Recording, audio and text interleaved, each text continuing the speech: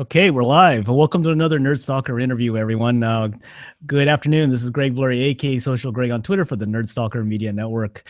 Today, we'll again speak with Rion Martin, the director of marketing at Infigi. Infigi is a social intelligence company, and we'll be diving into a report they released just recently called the Top 50 Most Popular Brands Using Their Technology. So, anyway, good afternoon, Rion, and welcome to Nerd Stalker Live again from Kansas City, right? Yeah, that's right, Greg. Thanks for having me back. Excited to be here and talk about this.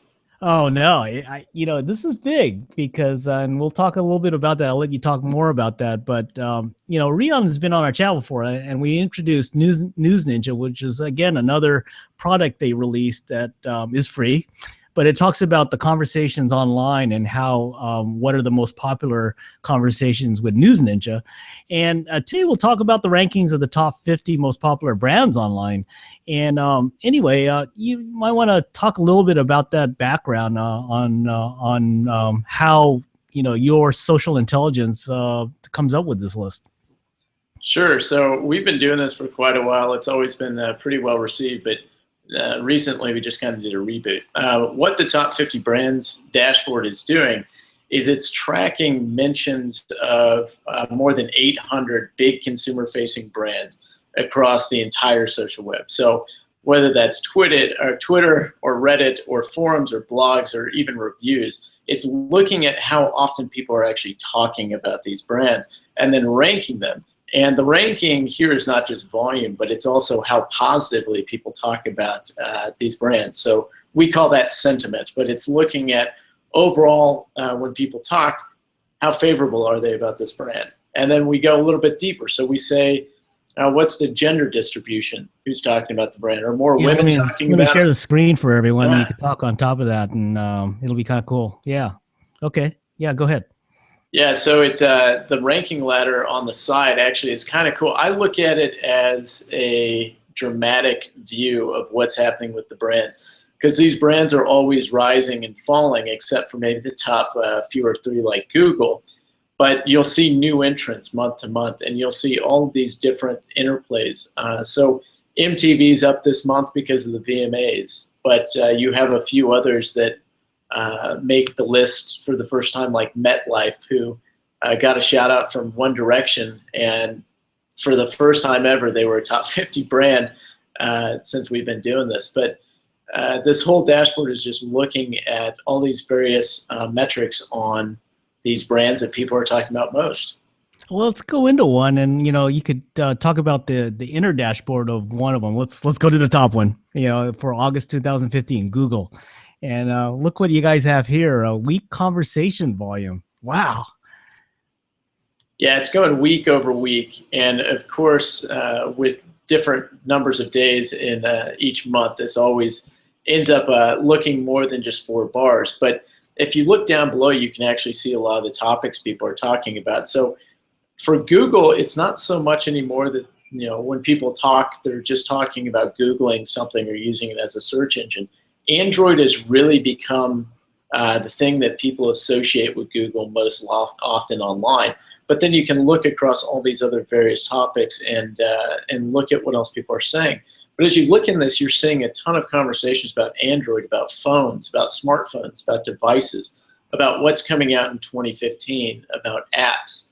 And if you go down below, you can also look at the sentiment of Google compared to other brands on this top 50 list, and the gender distribution. So this is a really interesting way to look at it. You can scroll through this and look and see right away which conversations are male dominated, which conversations are female dominated.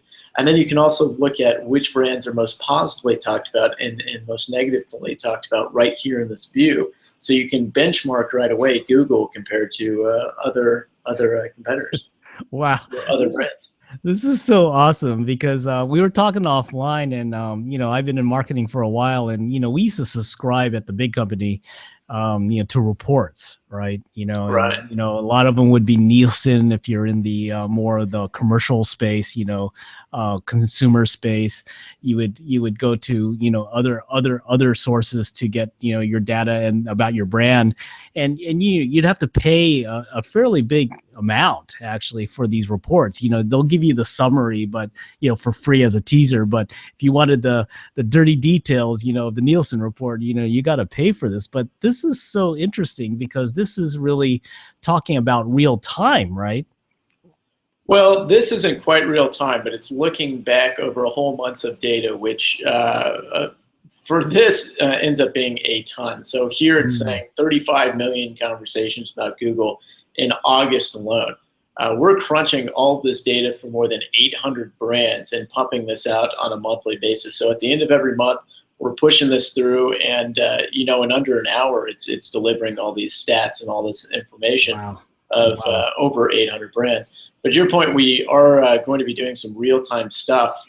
For instance, we have some real-time dashboards planned for the political debates that will look at the conversations in real time across multiple candidates and all of their policies that they're talking about to get consumer feedback or public opinion data on these,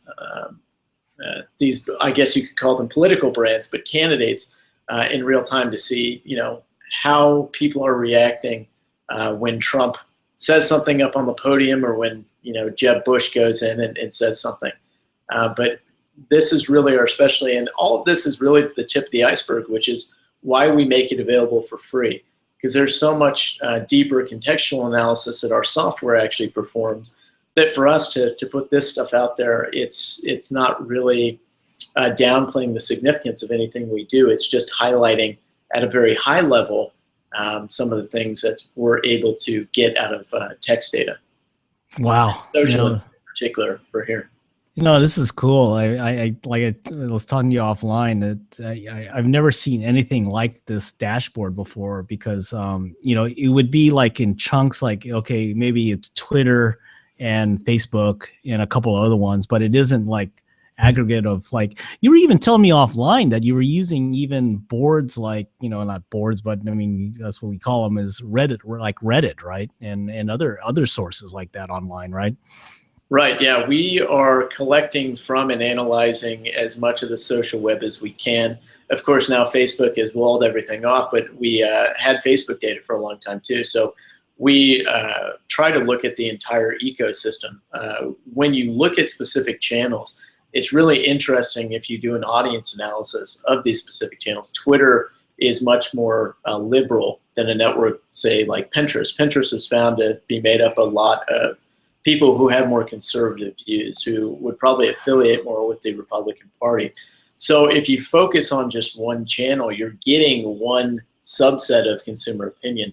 And what we're trying to do for brands and our clients is bring in and say, we want to know what the general public is saying. But then on top of that, with our software, we segment out individual subgroups like moms or coffee enthusiasts or fitness enthusiasts or environmentalists, to understand specific groups within that subsection, but specific groups across channels.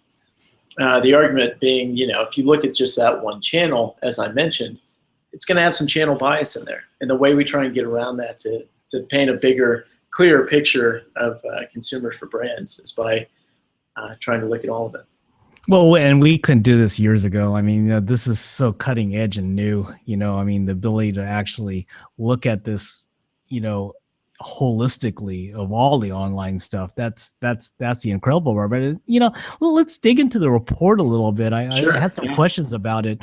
You know, your report also reveals the power of celebrities around conversations around the brand, right? Absolutely, especially in August, that was probably the most notable driver in a lot of the brands that increased in rank and improved their standing was attachment to celebrity. It's actually really fascinating to watch this, not just as, okay, here's some stats, but to look at the drama of it, right? Ferrari, I think, jumped 16 places because Kylie Jenner got a Ferrari for her birthday. Oh, and on top of that, Christian Bale was announced to play Enzo Ferrari in a movie. And then, you know, there was some more stuff that went on. But celebrities being able to drive these conversations for big brands and to actually see how that's impacting social or public opinion and attention and mind share is really fascinating. Yeah, and I think recently, I think I saw HuffPo use like not just the general celebrities, but celebrities that are like channel specific, like Vine or Pinterest or something like that. I mean, someone who's driving conversation on a specific channel. That is interesting in my mind too. So now also, let's talk about new products. Apple had a launch last week. We don't have the September data, but I'm pretty sure Apple's gonna climb in conversation over some of the other brands because of their announcements they had last week, right? Traditionally, they always do.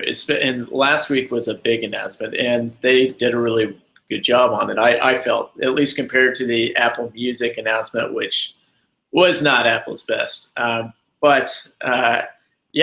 fully expect that we're going to see a lot of conversations, particularly around the fact that this time, instead of just saying, "Oh, we made the iPhone faster," mic drop, that's it, right? They really actually introduced whole new features and hardware upgrades in these phones, and then all the attention around the watch, and then several people in our office now want one of those iPads with that stylus. I mean, there were so many amazing announcements that it's gonna have an impact. I mean, yeah, it was so funny because the announcement across the board went from the serious hardcore Apple fanboys, they call them, right? Right. Yeah. To the naysayers to say, well, hey, Steve Jobs said, who would you ever use a stylus? Right.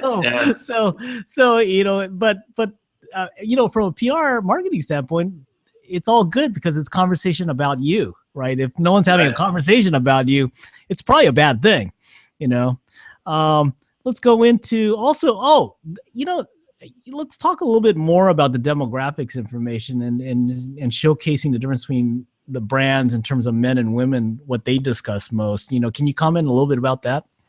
Sure. So I talked about my personal favorite thing about this is the drama. You can see certain brands be heavily impacted when they make announcements that rub a certain demographic the wrong way, right? So on this, we could see certain times where maybe a brand has released a campaign that there was backlash and said it was sexist. And you can look month to month and see how that gender changed. So maybe women only made up 20% of the conversation before, and then it skyrockets to 40. It doubles because of the impact of what was being said. Then you can also look in that topic cloud, and while it's not color-coded to gender, currently that's something that our platform does, but we didn't put in this. You can look at, okay, what are the topics that brought more women into the fold on this conversation? What are the negative things people are talking about? Because it highlights it in red if it's negative. So you can really get a quick contextual overview of the landscape of that brand just based on all this. And gender is a big one you can look at month to month to see, oh, wow, there was a huge upswing in male participation or female participation. Why? And what does it mean for the brand? Well, can you go into there was that sentiment column, and you talked a little bit about that in terms of how it's designed, but like if the line is longer amongst the men in sentiment versus the women, what can you infer with that? Well, a great example is going to be on the political dashboard we have, right? So we've broken this out on this dashboard into share of voice for women compared to share of voice for men, and also sentiment for women and sentiment for men. And we saw, so I was just looking at this. This is a great example. It's pretty relevant to what we're talking about now. I pulled up Trump, right? His individual scorecard that we're looking at. Absolutely. Men were talking about, so 83% of the conversation was driven by men, and they were 83% positive in what they were saying about him. Now, when you looked at women, they made up a much smaller portion of the conversation, but that dropped by, I think, 17 points. They were hovering, in the 50% favorability range. So meaning that there were almost more comments that were negative about Trump than positive. But for the men, it was overwhelmingly positive. So this becomes really interesting because there are differences of opinion across gender. And I think as we go forward, we're going to move more to psychographic segments rather than the traditional demographic in terms of male, female, age group, ethnicity, these things, as we go more interest-based.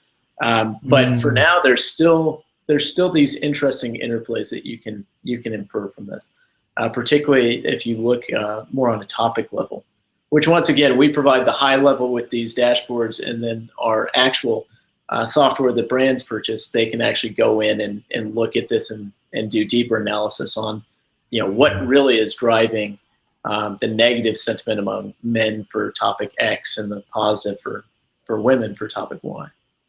Gosh, that is so cool. I mean, just so cool that you have the ability to look at this stuff in that way. I mean, oh man. Well, anyway, I think you have a lot to get ready for that debate tonight, so I'm going to let you get going. But you want to talk anything more about about what you're doing with this dashboard? This is going to be a monthly release, right? And you could subscribe to this, right? Right. So it's a monthly release right now, and data goes back all the way to 2009. So you showed a screenshot earlier. You hit the drop down. You can check this out from 2009 to today, and it will continue to update each month. And like I said, the exciting part is looking at the drama, seeing all that happened. NASA continues to be on this top 50 brands, and that was so surprising. But in July, when they did the Pluto flyby and all the pictures, the internet went nuts. I mean, people love NASA. And you can see all these different, okay, who has 15 minutes and who has staying power. You can watch this happen month to month, right? So MetLife will not be on this dashboard next month, I guarantee it. But somebody new will probably take their place. And then you'll have a few others. And we'll be able to see why and, what topics were driving that. And it's just really interesting to watch month to month. And it's a great resource for, content creators, people looking for stuff to write about. They can go check this out. Journalists, they can look at it if they need quick social stats. It has such broad levels of use and interest that we're just excited to have it out there and to have people checking it out. But that's really the core focus of it. And we'd love, you to check it out, to share it, top50.infogee.com.